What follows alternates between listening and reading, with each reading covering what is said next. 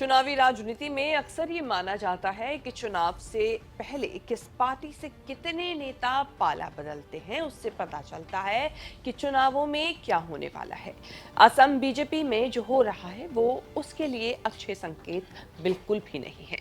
Assam BJP के दिग्गज नेता राजेन गोहेन ने एन चुनाव से पहले पार्टी छोड़ दी है। जाते जाते सीएम हिमंता बिस्वा शर्मा के बारे में इतना कुछ बोल गए कि कांग्रेस को बड़ा हथियार मिल गया है। हिमंता बिस्वा मुहिम चला रहे हैं कि असम में कोई घुसपैठिया नहीं बख्शा जाएगा, लेकिन राजेन गोहेन ने आरोप लगा दिया कि असम में लोगों की जमीन और संसाधन की कीमत पर बीजेपी ने असम में बाहरी लोगों को बसाने का काम किया। गोहेन ने बताया नहीं कि बीजेपी से निकलकर कहां और किस दिशा में किस पार्टी में जाएंगे। गोहेन के समर्थन में 17 और नेताओं ने बीजेपी को गुड बाय कह दिया। बीजेपी के सत्ता में आने के बाद असम में बीजेपी को लगा ये सबसे बड़ा झटका माना जा रहा है। चर्चा ये हो रही है कि राजेन गोहेन अब कांग्रेस में शामिल हो सकते हैं। লগাই দিয়ে সেইটো বেংগলী 90% 95% মেজৰিটি কৰি পেলাই কিয় বনাই দিলে? ক'ত অসমীয়াক তুমি স্থান দিছা? অসমীয়াকটো নিথৰুৱা কৰি গৈ আছা। এনেকুৱা বহুত হেৰি আছে, উদাহৰণ আছে, মই এতিয়া নকওঁ, পাছত কম। দিলীপ শইকীয়া অহাৰ পিছত আপুনি কিছু নৰম হোৱা নিচিনা আমি সেই সময়ত দেখিছোঁ। নৰম নহয়, মই চাইছিলোঁ সি কিবা এটা কৈছিলে, গৈছে, তাৰপিছত ওচৰ চাপি চালোঁ, তাৰ লগত কথা পাতিও চালোঁ, ক'ত তাৰ পাছৰ পৰা তাকতো অবজাৰ্ভ কৰি আছোঁ, ক'ত তেওঁতো একোৱে পদক্ষেপ নললে। যদি লৈ राजेन गोहेन का कद इससे समझने की जरूरत है कि मोदी सरकार में रेल राज्य मंत्री बनाए गए थे। ऐसे वक्त में चार चार बार नागांव लोकसभा चुनाव जीतकर सांसद बने, जब बीजेपी असम में इतनी मजबूत नहीं थी। 1991 में उन्होंने बीजेपी ज्वाइन की थी। 2000 से 2003 तक असम बीजेपी के अध्यक्ष रहे। 1999 से 2019 तक राजेन गोहेन नागांव से बीजेपी के टिकट पर चुनाव जीतते रहे।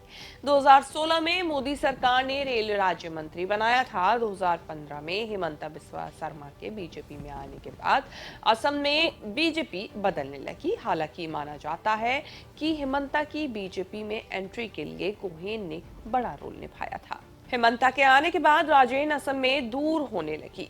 पहले दिल्ली की राजनीति में उन्हें लाया गया, लेकिन 2019 से राजनीति उलटने पलटने लगी।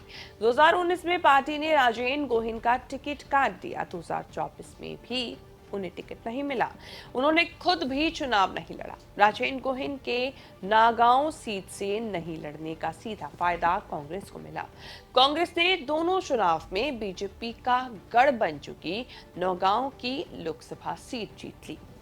राजेन गोहेन उस दौर के बीजेपी नेता हैं जिसे मोदी, अमित शाह ने नहीं बनाया। अटल बिहारी वाजपेयी और लाल कृष्ण आडवाणी के दौर में असम में बीजेपी का झंडा उन्होंने उठाया था।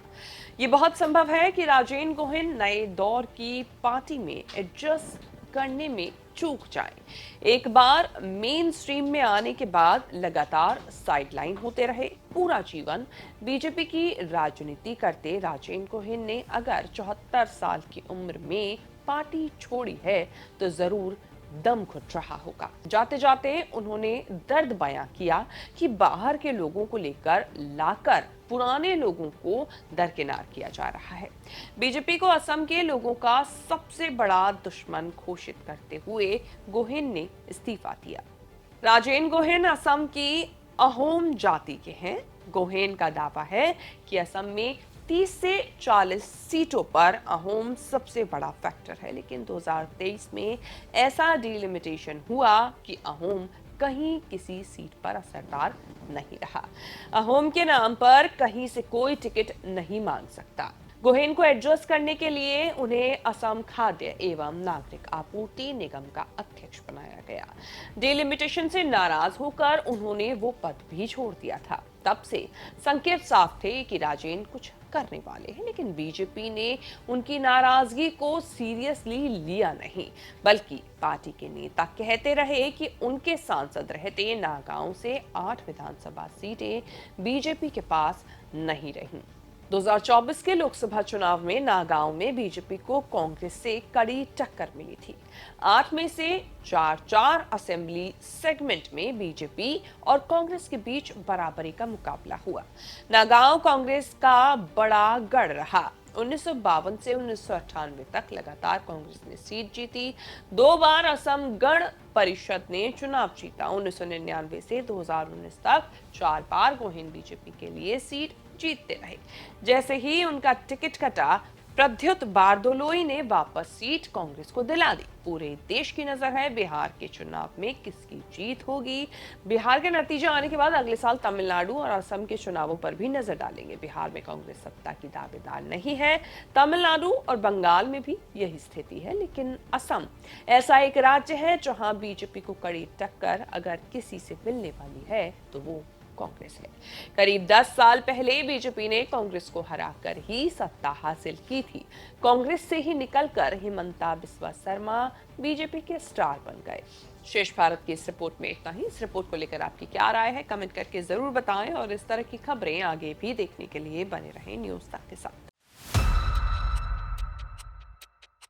लालू प्रसाद यादव की पार्टी का आप पक्ष रखते हैं, उनसे मुलाकात का कोई एक वाकया जो आप याद करना चाहती हैं और जो आपको हंसाती भी है, गुदगुदाती भी है और जिसे आप हमेशा सहेज कर रखना चाहेंगी? हमेशा जैसे पहली बार मैं गई थी मिलने के लिए उनसे, तो मुलाकात उस तरह से नहीं हो पाई। लालू जी निकल रहे थे तो हम सिर्फ बोले, अपना नाम बोले, प्रियंका भारती, बस इतना बोले। तो फिर बोले लालू जी कि ठीक है भारती, मुलाकात होगी, बस इतना बोले। और फिर मुझे लगता है कि 1 सप्ताह बाद ही हम लोग जितने छात्र विंग के यूनिट के लोग थे दोबारा लालू जी से मिलने के लिए गए।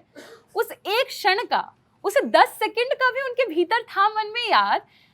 और लालू जी पता है क्या किए, अचानक से बात कर रहे थे राबड़ी जी से और फोन पे बोले कि अभी भारती आई हुई है जेएनयू से। तो मतलब मेरे लिए बहुत बड़ी बात थी कि दो मतलब मुख्यमंत्री जो रहे आपस में बात कर रहे हैं, जबकि लालू जी सिर्फ 10 सेकंड के लिए मिले थे और मैंने बस अपना नाम बताया था, उनको याद था। और सिर्फ इतना ही नहीं, मेरे गांव की मतलब फतुहा में एक वार्ड है, एक वार्ड की एक महिला होती हैं, मालो देवी उनका नाम था, दलित समुदाय से आती थी। और लालू जी को उनका नाम याद है, वो बोल रहे हैं कि मालो देवी जीवित है कि नहीं जीवित है। तो और मुझे याद है कि उस महिला का भी बहुत कैरेक्टर असैसिनेशन होता था हमारे गांव में। तो मुझे लगा कि लालू जी मुख्यमंत्री रहे, राज्य संभाला, रेल मंत्री रहे, उसके बाद भी उस वार्ड की उस महिला की तस्वीर उनको याद है। वो महिला आरजेडी से जुड़ी हुई नहीं थी, वो सिर्फ वहाँ कुर्सी लगा करके बैठी रहती थी और लालू जी को याद है कि वो कुर्सी लगा के बैठी रहती थी। मुझे उनकी जो याददाश्त शक्ति है लालू जी की हमेशा प्रभावित करती है। लगता है काश ऐसा हम युवाओं के भीतर भी आ जाए, लेकिन सोशल मीडिया के टाइम में आप जब स्क्रॉल करते हैं तो हमको लगता है कि बहुत फोकस का पावर धीरे धीरे घट भी रहा है। पर वो मेमोरी तो मैं जीवन भर सहेज के रखूंगी कि लालू जी ने कहा राबड़ी जी को भारती आई है।